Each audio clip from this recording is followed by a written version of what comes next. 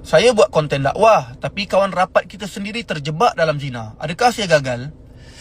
Kejayaan dan kegagalan dakwah ni tak diukur berdasarkan hasil. Kejayaan dakwah tu diukur first, sejauh mana kita ikhlas menyampaikan dakwah tersebut. Kedua, sejauh mana apa yang kita sampaikan tu benda yang betul, benda yang sahih, bukan benda-benda yang kita reka sendiri ataupun bertentangan daripada Al-Quran dan Sunnah.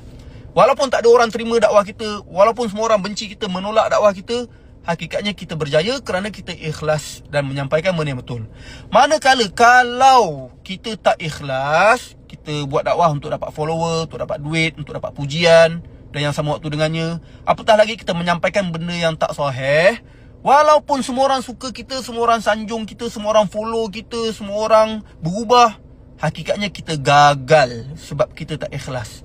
Sebab itulah sahabat sekalian, baiki niat kita dan tambah ilmu kita. Okey?